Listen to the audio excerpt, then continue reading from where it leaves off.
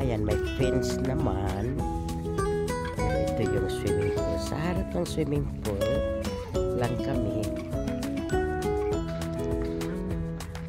Pasyal ko lang kayo guys.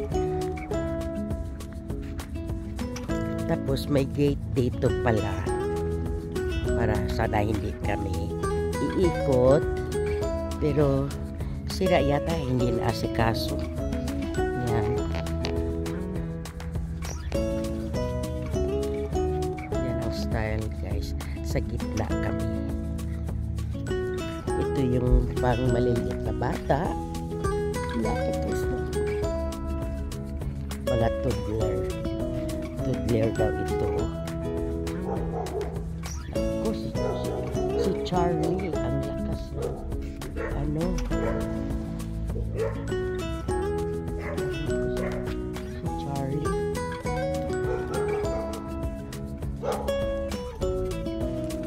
Ayun, nag-ready na sila 4th of July kasi ngayon nag-ready na yung iba, ni-ready na nila.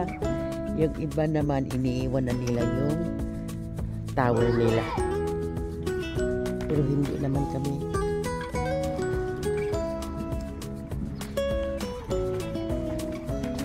Pupunta dito dahil nandoon lang kami. Oh.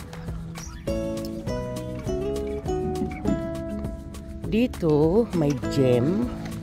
Sa loob, ito yung clubhouse nila. Hindi ko alam kung hanggang kailan kami dito guys. So, ayan yung sa gitna kami sa bahay na yan. Ayan, gitna kami dyan. Ayan. Gitna kami. Ayun yung apo ko saka yung anak ko.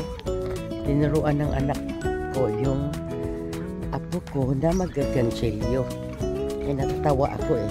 Sa halip na lulubog dito pero malamig daw. Nagagansilyo.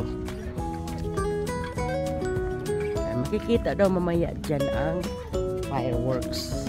So itong yung iba naka-ready na. At ito yung jacuzzi. Yan.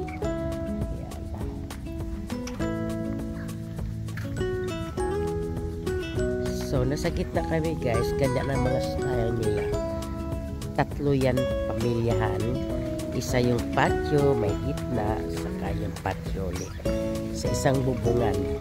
Pero nasa gitna kami. Kaya pakita ko sa inyo yung kapaligiran dito. Ayun, may music dyan dahil may gym dyan eh. At ako'y lulubog ulit dito guys. Lulubog-lubog lang. Ano siya hanggang liig ko.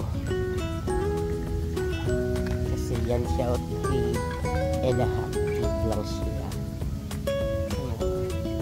Masarap maglubog-lubog.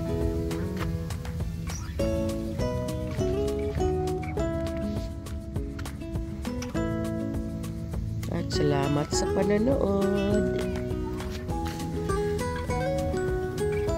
Yan ang fireworks daw mamaya makikita.